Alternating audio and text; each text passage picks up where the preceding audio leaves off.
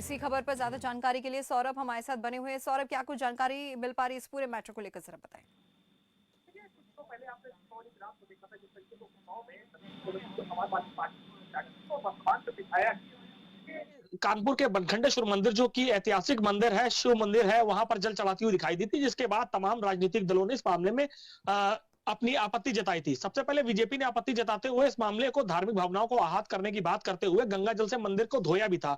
ये मामला तूल तब पकड़ा जब नसीम सोलंकी के चुनाव का परिणाम निकल आया, तो उसके बाद एक धीरज चड्ढा नाम के व्यक्ति, जो खुद को बीजेपी कार्यकर्ता बता रहे हैं और बीजेपी पार्टी से काफी समय से जुड़े हुए हैं, उन्होंने इस पूरे मामले में परिवाद दाखिल करते हुए उन्होंने आपत्ति जताई और उन्होंने कहा कि नसीम सोलंकी से कहा कि आप जा करके, उनकी एक फोन कॉल का रिकॉर्डिंग भी वायरल हो रही है, जिसमें उन्होंने कहा कि आप जा करके किसी और व्यक्ति, किसी हिंदू व्यक्ति से उस मंदिर की धुलाई करवा दीजिए गंगा जल से, क्योंकि आपने मंदिर अशुद्ध किया है, क्योंकि आप दूसरे धर्म से ताल्लुक रखती हैं और आप मीट यानी जो चीजें आप सेवन करती है खाने में, वो कहीं ना कहीं उनको लेकर आपत्ति है और ऐसे सेवन करने वाले लोगों को मंदिर में प्रवेश वर्जित होता है। ऐसे में जी। आपने हमारे मंदिर की अपवित्र करने का काम किया है, इसलिए आप इस मंदिर को तत्काल साफ साफ करवा दीजिए, क्योंकि अगर आप मंदिर साफ नहीं कराएंगी तो हम इस मामले में कार्रवाई के लिए हर हद तक जाने के लिए तैयार है। जिस तरीके से जो धीरज चड्ढा है, जो परिवाद दाखिल करने वाले धीरज चड्ढा बीजेपी कार्यकर्ता है, उनका साफ तौर पर हमसे कहना था, उन्होंने जब बातचीत की तो उन्होंने साफ तौर से बताया कि उनकी आपत्ति इस बात से थी कि किस तरीके से दूसरे धर्म की महिला वहां पर गई है, और उन्होंने इसको लेकर के जो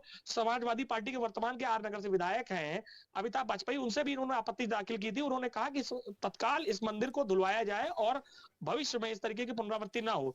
इसको लेकर के जब इन्होंने एक ऑडियो कॉल किया और वो ऑडियो कॉल वायरल हुआ, उसमें समाजवादी पार्टी ने आपत्ति जताई। उन्होंने कहा कि इन्होंने धमकी भरे अंदाज में धमकी देते हुए धीरज चड्ढा ने कहा। साथ ही साथ परिवाद दाखिल करने वाले धीरज चड्ढा का दावा है कि अगर अब नसीम सोलंकी जाती है तो उन्हें उनकी लाश से होकर गुजर कर जाना पड़ेगा। इस पूरे मामले में कल उन्होंने एक परिवाद दाखिल किया और इस परिवाद पर अगली 20 तारीख को यानी 20 दिसंबर को सुनवाई करने के लिए कोर्ट ने समय दिया। अब देखना होगा कि आगे की तस्वीर कैसी होती है, क्योंकि उनके जिस तरीके से इरफान सोलंकी कानूनी मामले में फंसे हैं, उनको सजा हो गई है, वो फिलहाल जेल में, और अभी अभी नसीम सोलंकी उपचुनाव में जीत करके आई है, तो उनके लिए ये मुकदमा कहीं ना कहीं, ये परिवाद उनके लिए बेहद मुश्किल खड़ी कर रहा है कि अभी अभी जीती हुई विधायक है और तत्काल एक नया विवाद उनको लेकर के खड़ा हो गया। जी जी सौरभ, लेकिन कहीं ना कहीं एक बड़ा सवाल यहाँ पर मेरे मन में आकर खड़ा हो गया है कि क्या किसी भी धार्मिक स्थल पर अगर कोई दूसरे धर्म का शख्स जाता है तो क्या वो गलत है, जिस तरीके से ये विवाद बढ़ गया है और इस तरीके को लेकर जो आरोप प्रत्यारोप लगाए जा रहे हैं।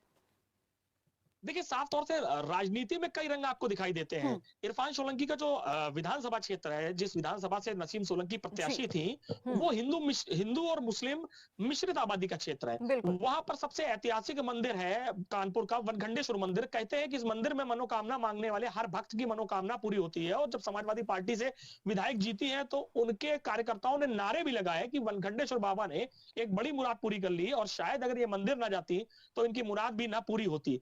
तो अब ऐसे में देखिए, धार्मिक स्थल को लेकर के कहीं ना कहीं धीरज चड्ढा ने जिस तरीके से ऑडियो कॉल वायरल हुआ जी। बीजेपी कार्यकर्ता धीरज चड्ढा का, उसमें वो बेहद गुस्से में आवेशित दिखाई दे हम्म। रहे हैं। हालांकि जो धार्मिक भावनाओं को आहत पहुंचाया जाता तो कहीं ना कहीं उनके अंदर का जो आवेश था वो बाहर आ गया। उन्होंने बिल्कुल। आवेशित होकर के कॉल की, और ये उस कॉल को लेकर के समाजवादी पार्टी की तरफ से भी तीखी प्रतिक्रिया आई थी। उन्होंने कहा था इस तरीके से धमकी नहीं देनी चाहिए, सत्ता में काबिज जो पार्टी है उसके कार्यकर्ताओं को इस तरीके से आप शब्दों का, इस तरीके के शब्दों का उपयोग करना, ये कहीं ना कहीं आपत्ति देता है, कहीं ना कहीं ये शर्मनाक है। और अब जाकर के जब ये परिवाद दाखिल होता है तो ये मामले में राजनीतिक तूल पड़ता है। निश्चित तौर ठीक से है। ये कहीं ना कहीं कहना मुश्किल भी है कि बिल्कुल। कोई भी राजनीतिक व्यक्ति जो होता है वो एक व्यक्तिगत रूप से होता है। जब वो संविधान की शपथ लेता है, जब वो जाकर शपथ हम्म। लेता है, तो वो किसी धर्म और अपने परिवार के लिए नहीं, बल्कि वो समाज के लिए काम करने की बात करता है। वो कहता है हम धर्म से बड़े हैं, हम अपने रिश्तेदारों से बड़े हैं, हम रिश्तेदारी और अपने पर्सनल इश्यूज को लेकर नहीं चलेंगे, हम समाज के इश्यूज को लेकर चलेंगे। तो ऐसे में नसीम सोलंकी ने जब उस मंदिर में कदम रखा तो उन्होंने एक प्रत्याशी के तौर पे कदम रखा, और उन्होंने दावा किया कि हम एक प्रत्याशी, और हमारे लिए हिंदू भाई बहन सभी एक समान है। तो अब ये कहीं ना कहीं विवाद जो है तूल पकड़ रहा है। 20 दिसंबर को ये पता चलेगा कि इन ठीक पर है। मुकदमा चलाया जाएगा कि नहीं, लेकिन ये परिवाद अब राजनीतिक रंग लेता दिखाई दे रहा है, और अब देखना भी होगा कि किस तरीके से समाजवादी पार्टी अपनी प्रतिक्रिया इस पूरे मामले पर देती है। जी।